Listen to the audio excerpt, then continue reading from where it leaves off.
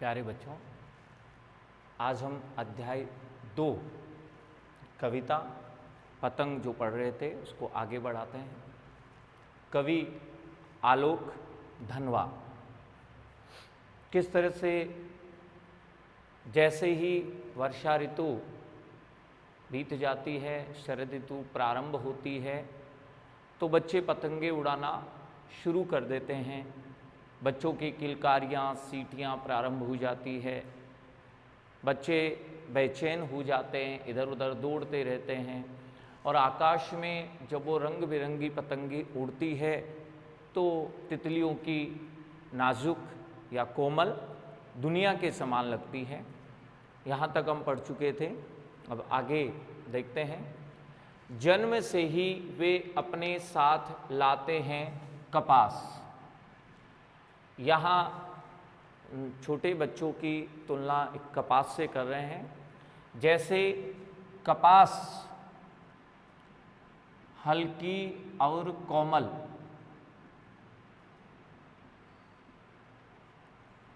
होती है, उसी प्रकार बच्चे जन्म से ही हल्के और कोमल होते हैं। जन्म से ही वे अपने साथ लाते हैं कपास। इसका अर्थ है कि जैसे कपास हल्की और कोमल होती है, ठीक उसी प्रकार बच्चे जन्म से ही हल्के और बहुत कोमल होते हैं। पृथ्वी घूमती हुई आती है उनके बेचैन पैरों के पास। बच्चे अपने पैरों को बेचैन बनाए रखते हैं, अर्थात कभी अपने पैरों को आराम नहीं करने देते हैं, लगातार गतिशील रहते हैं। तब ऐसा लगता है कि जैसे पृथ्वी भी घूमती हुई उनकी पैरों के पास ही आ गई है। बच्चे अपने पैरों को बेचैन बनाए रखते हैं, कभी वे आराम नहीं करते हैं, हमेशा अपने पैरों को गतिशील बनाए रखते हैं। इसलिए ऐसा लगता है कि जैसे पृथ्वी घूमती हुई उनके पैरों के पास ही आ गई है। जब वे दौड़ते हैं बेशुद्ध, बच्चे बेशुद्ध होकर अर्थात बिना ध्यान के दौड़ते हैं। छतों को भी नरम बनाते हुए। छतें बहुत कठोर होती है, फिर भी वे इस प्रकार से छतों पर दौड़ते हैं कि ऐसा लगता है जैसे छतें बहुत ही नरम हो, कोमल हो। कठोर छतों का भय भी उनके अंदर नहीं होता है, कठोर छतें भी उन्हें कोमल लगती है। दिशाओं को मृदंग की तरह बजाते हुए। और जब वो छतों पर दौड़ते हैं तो उनके पैरों की आवाज़ ऐसी सुनाई देती है कि जैसे सभी दिशाओं में मृदंग बज रहे हो। जैसे मृदंग की ध्वनि बहुत ही कर्ण प्रिय लगती है, मधुर लगती है, उसी प्रकार बच्चे जब छतों पर दौड़ते हैं तो उनके पैरों की ध्वनि आवाज़ ऐसी आती है जैसे सभी दिशाओं में मृदंग बज रहे हो। मृदंग की आवाज़ कर्ण प्रिय होती है, ठीक उसी प्रकार बच्चों के दौड़ने से पैरों की ध्वनि भी ऐसी ही मधुर लगती है। जब वे पैंग भरते हुए लहराते हुए। बच्चे लहराते हुए चले आते हैं, दौड़ते हैं। बच्चे बिल्कुल मस्ती के साथ लहराते हुए दौड़ते हैं और ऐसा लगता है जैसे हवा के वेग से कोई लचीली डाली लहराती है। हवा चलने पर, हवा के वेग से, हवा के बहने से जब लचीली डाली लहराती है तो ठीक बच्चे भी उस लचीली डाली के लहराने के समान ही लहराते हुए चले आते हैं, लहराते हुए दौड़ते हैं। छतों के खतरनाक किनारों तक। छतों के किनारों को खतरनाक कहा गया है क्योंकि उन किनारों से अगर कोई गिर जाता है तो उसके जीवन को खतरा हो सकता है, उसके प्राण भी जा सकते हैं। इसलिए कहा गया है कि छतों के खतरनाक किनारों तक बच्चे अगर पहुंच जाते हैं, पतंग उड़ा रहे हैं या बेसुध होकर दौड़ रहे हैं, किसी भी प्रकार से अगर वो छतों के खतरनाक किनारों तक पहुंच जाते हैं तो उस समय सिर्फ उनके ही रोमांचित शरीर का संगीत उन्हें गिरने से बचा लेता है। उनके शरीर का रोमांच और संतुलन इस तरह का होता है कि छतों के किनारों से गिरने से वो उनके शरीर का संगीत या रोमांच उन्हें बचा लेता है। जल्दी से अक्सर बच्चे छतों से गिरते नहीं हैं।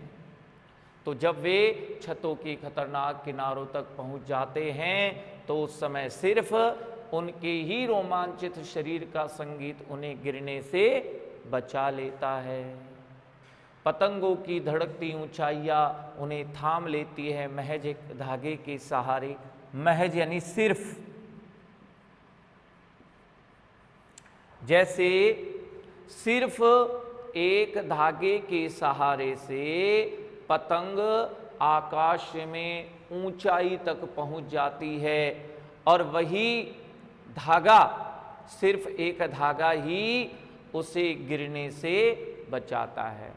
सिर्फ एक धागे के सहारे से पतंग ऊंचाइयों तक पहुंच जाती है और वही धागा उस पतंग को गिरने से बचाता है।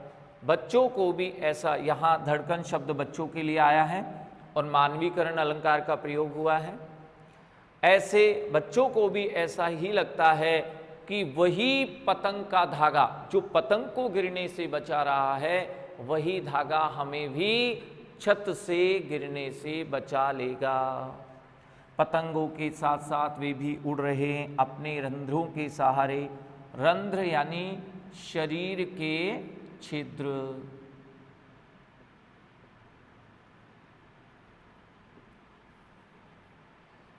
जैसे पतंग जब उड़ रही है तो बच्चों को ऐसा लगता है कि हम भी अपने शरीर के छिद्रों के सहारे से पतंगों के साथ साथ हम भी उड़ रहे हैं। अनेक प्रकार की कल्पनाएं, उड़ान, उत्साह ये बच्चों के शरीर में होती है। तो पतंग उड़ाते समय बच्चों को ऐसा लगता है कि हम भी अपने शरीर के छिद्रों के सहारे से पतंगों के साथ साथ उड़ रहे हैं।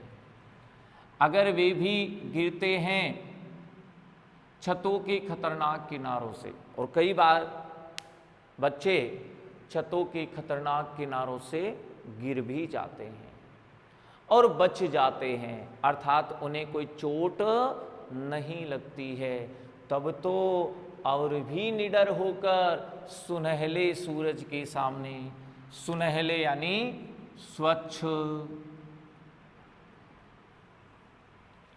तब तो और भी निडर होकर स्वच्छ सूरज के सामने आ जाते हैं, अर्थात फिर से पतंग उड़ाना शुरू कर देते हैं।